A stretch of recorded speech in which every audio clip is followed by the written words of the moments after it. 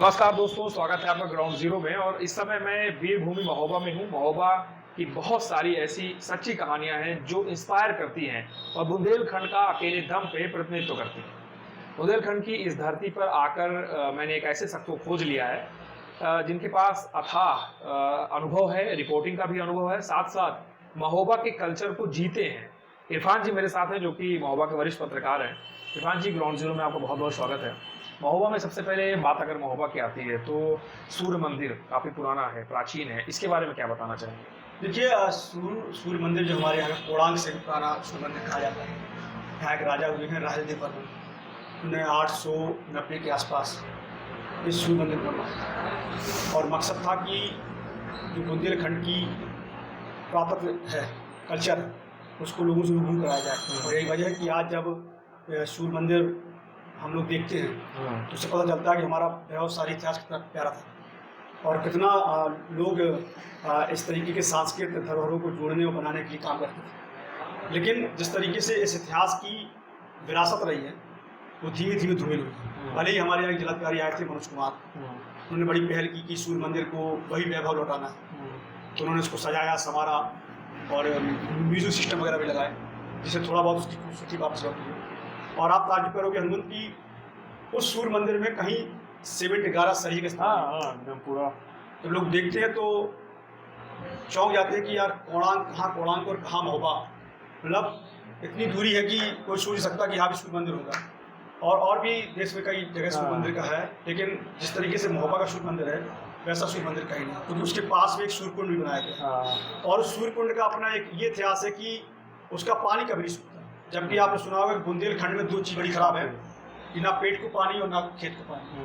लेकिन सूर्य कुंड का जो पानी है वो अपने आप में जादू है, अलौकिक है कि आखिरकार ये पानी सूखता क्यों नहीं। तो महोबा के इतिहास में इसकी अहम भूमिका है सूर्य मंदिर की और इसको विश्व पर्यटन में ऊंचाई पे लाने के लिए लोग लगातार मांग भी करते रहे। हमारे यहाँ तारा पाटकार हुए हैं जो लगातार इसके लिए आंदोलन भी किए कि सूर्य मंदिर को आखिरकार विश्व पर्यटन के पायदान पे क्यों नहीं लाया, यूनेस्को में शामिल कर लिया जाए, क्यों नहीं किया जा रहा। बहुत प्रयास किए लेकिन नहीं हो पाया। लेकिन जो यहाँ का जो पर्यटन विभाग है वो धीमे धीमे जागरूक हो रहा है और यही वजह है कि यहाँ की तमाम सांस्कृतिक विरासत है उन्हें क्रमबद्ध करके सूची बना के अधिकारियों तक पहुँचा रहा है। कोशिश कर रहा है कि आने वाले समय में जो हमारी युवा पीढ़ी है कम से कम वो तो जान सके कि हाँ यार हमारे यहाँ का इतिहास कितना प्रभावशाली था, तो कितना पराक्रमी था। भले ही यहाँ एक राजा आए कुतुबुद्दीन ऐबक, उन्होंने इसको क्षतिग्रस्त करना चाहा, खैर किया। तो हमले के दौरान चूंकि जो वहाँ का जो मलबा है आज भी आसपास पड़ा हुआ है, तो उससे पता चलता है कि बड़े बड़े राजा भी चाहते थे कि महोबा हम जीत लें। कुतुबुद्दीन ऐबक ही नहीं बल्कि पृथ्वीराज चौहान जैसे राजाओं ने भी हमला किया। तो यहाँ की विरासत बहुत बड़ी है और इस विरासत को आज भी लोग चाहते हैं कि सजा सवरा रहे। प्रयास जारी है, प्रशासन भी कर रहा है, लेकिन कहीं ना कहीं राजनीतिक उपेक्षा है। अगर यहाँ की जो जनप्रतिनिधि है वो चाह लें तो ये असंभव चीज़ है। अच्छा, महोबा का नाम आते ही दो बड़े जो वीर थे, लड़ाकू थे, उनका नाम आता है, आलाउदल का नाम आता है। इनका नाम आता है, आपके जहन में कौन सी यादें ताज़ा होती हैं?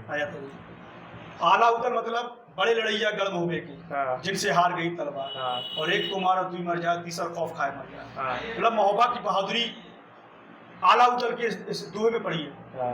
महोबा ऐसा नहीं सिर्फ आलाउदल, मतलब आलाउदल जैसे वीर महोबा में और है। आलाउदल ने जो करके यहाँ दिखा दिया है वो हम सबकी परछाइयों के अंदर है, हम लोग तो समाहित है। तो यही वजह है कि महोबा में अगर किसी काम का आगाज होता है तो कभी विफल नहीं होता। प्रधानमंत्री नरेंद्र मोदी ने भी अपने प्रधानमंत्री बनने से पहले पहली सभा महोबा में करी, दूसरी सभा महोबा में करी और जीत के गई। तो कहीं ना कहीं यहाँ के लोग समर्पित भाव के लोग हैं, अगर आपसे कोई जुड़ता है तो जुड़ता चला जाता है। तो इसी वचन के साथ आलाउदल ने अपना वचन निभाया जिससे जुड़े थे। मतलब महोबा में न होने के बावजूद कन्नौज से वापस महोबा के पृथ्वीराज जैसी मतलब वीर दिल्ली के राजा और उनकी सेना से युद्ध में, ये आसान बात नहीं थी, लेकिन जुड़े थे। जैसे मैं आपसे जुड़ा हूँ तो आप भी समर्पित थे, जैसे कोई जिससे जुड़े थे समर्पित थे। तो वो जिस राजा के लिए जुड़े थे, कोई वो राजा थे नहीं आलाउदल, वो एक सेनापति के बेटे थे, तो सेना मान लीजिए, लेकिन वो जुड़े थे। उनको लगा कि नहीं हमारे राज पे हमला हुआ है, हम कन्नौज में हमें खबर मिली है कि महोबा में हमला है तो हम लोग जा रहे हैं, वो आके लड़े। तो ऐसा कि आलाउदल की जब वीरता को याद किया था, हमारी जो भुजा है उनमें भी वीरता आती है। यही वजह है कि जब जहाँ गली कूचों में आला बसता है सावन के महीने में, तो आप यकीन नहीं माने उसको सुनने के लिए पुरुष ही नहीं बल्कि महिलाएं भी खड़ी जाती हैं। और उनको लगता है कि हमारे अंदर जो है कोई बल और ताकत है उसको सुनने के बाद। अच्छा, ऐसे वीर लड़ाकुओं पे क्या फिल्में नहीं बननी चाहिए? सच्ची घटनाओं पे काफी फिल्में बन रहे हैं, इस पे नहीं बनना ये चाहिए? आपने बड़ा अहम सवाल किया, लेकिन इतिहास के साथ छेड़छाड़। अभी आपको याद होगा कि एक फिल्म आई थी पृथ्वीराज चौहान, उसमें जिस तरीके से आला को दिखाया गया वो नहीं दिखाया जाना चाहिए। उसमें दिखाया गया कि पृथ्वीराज चौहान ने महोबा को भी जीता, लड़े।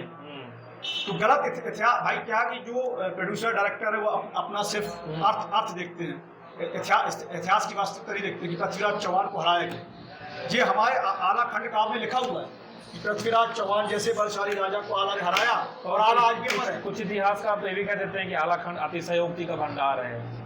ये कह सकते हैं, लोगों को क्यों दिक्कत होती है, मतलब बुंदेलखंड के इतिहास से क्यों दिक्कत? मुझे ये लगता है कि बुंदेलखंड का इतिहास जिस तरीके से अब चर्चा में, मैं आपको एक बार घटना बताऊं। मैं एक बार मुंबई गया घूमने, और मैं जिस टैक्सी में बैठा, आप ताज्जुब करेंगे, उस टैक्सी में सबसे पहले उस टैक्सी चालक ने आला बजाया।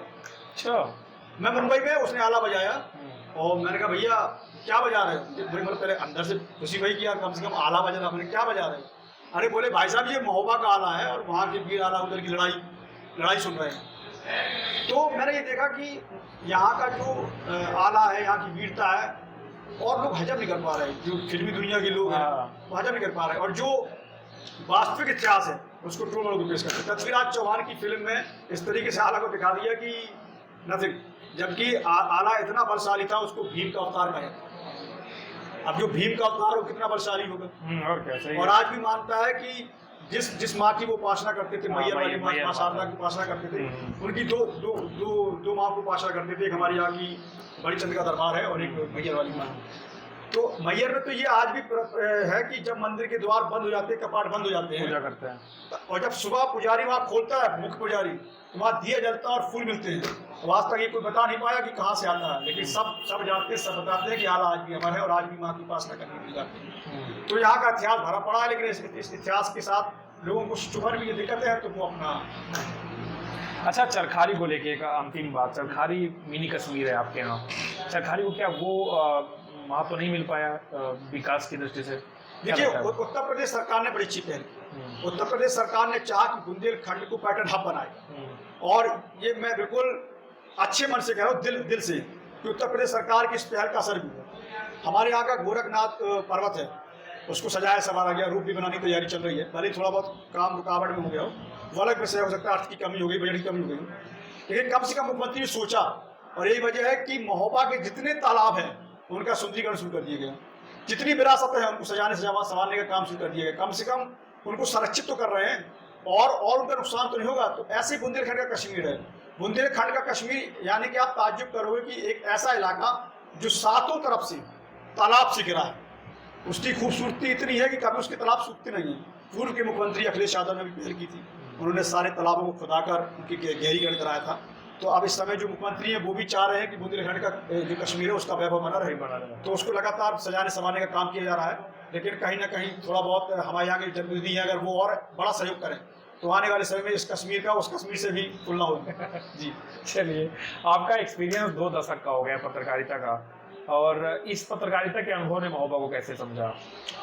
देखिए, मैंने ये देखा कि महोबा की क्यों, पूरे बुंदेलखंड की गरीबी बिकी है। अब आप कहोगे गरीबी बिकी मतलब, जैसे हम मीडिया कर्मी हैं, तो हम मीडिया कर्मी टीवी में क्या चलाते हैं, महोबा सूखा पड़ा है, चित्रकूट वीराना पड़ा है, पानी के लिए रो रहा है। हमने आगे गरीबी को बेचा, हमने आगे गरीबी को दिखाया, और वही चल रहा है, आज भी वही चल रहा है।